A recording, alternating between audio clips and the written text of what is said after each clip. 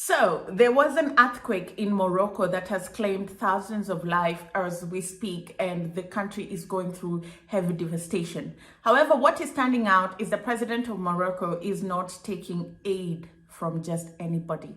The country is very picky and it doesn't want to come off as a poor country that is heavily dependent on aid. And so they're very categorical in who they're taking aid from. Hello there, how are you doing? Welcome to another episode of our conversations. My name is Ondiro Oganga.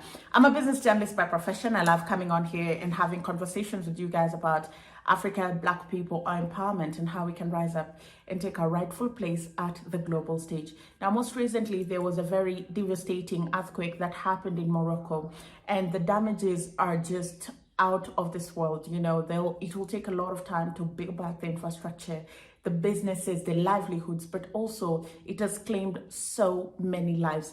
And in instances like this, countries are always in need of humanitarian assistance. And when you're in such a situation, you need as much aid as you can. And rarely do you see people saying, I don't want aid from you, I don't want aid from that person. You just take as much help as you can because of the situation that you're in. Not Morocco. Morocco is very keen on who it's taking aid from. And there could be politics to it, but I think it's very important that Morocco is setting the pace, that Africans need to be very discerning with who you take help from. And I'll tell you why. Aid is a shackle. Aid is a shackle that has held Africa captive for years and years and years on end. It takes such calamities, and the moment you allow aid that is not short, sharp, and targeted to come into your country, kaput, you're done. Why? Because the Western powers have understood how to manipulate aid.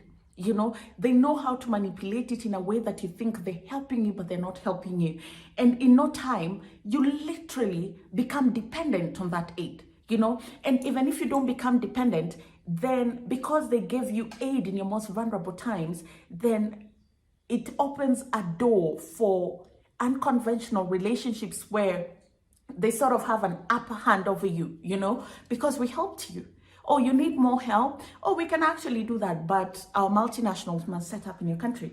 Oh, you need more help? We'll gladly give it to you in the form of this and this and this, for as long as when you're setting up your rules, this is what you have to do. When you're changing your laws, when you're setting up your laws, this is what you have to do. I'll give a very practical example. A country like Kenya, there are parts of Kenya that are heavily dependent on aid. You know why? Because the aid that comes on the continent is not geared towards winning Africa off of aid. It's aid that is meant to get you addicted to aid. Aid should be developmental in nature, as Professor Jeffrey Sachs taught us in school. It should address the need. It should address the core. You know, you can have temporary aid to help calm the situation, but address the core. You understand?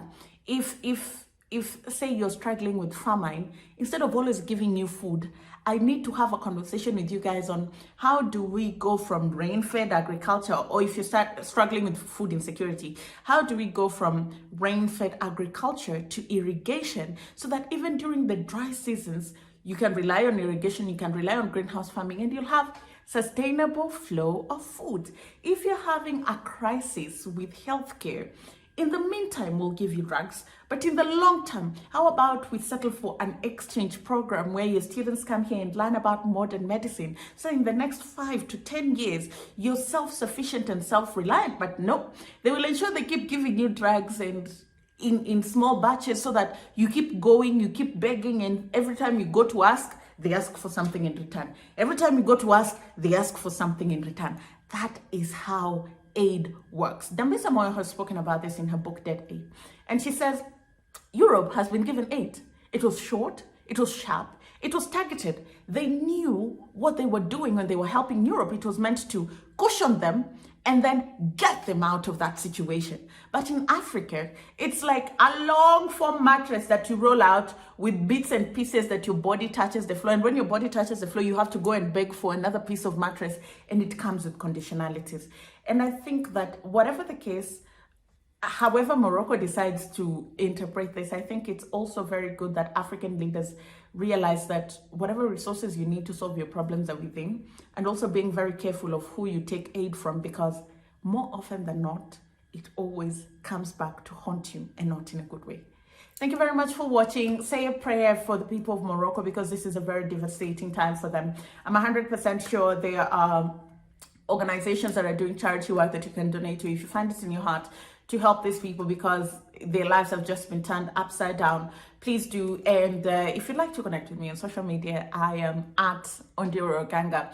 Or you can come over to my YouTube channel and see what I do. I tell stories of people who are relocating from abroad and trying to find and reconnect to their roots on the African continent where the air is fresh, the food is straight from the ground, the scenery is green, and everybody looks like you, so nobody will judge you based off of the color of your skin. Find me on YouTube at Ondiro Oganga. I'll see you again next time.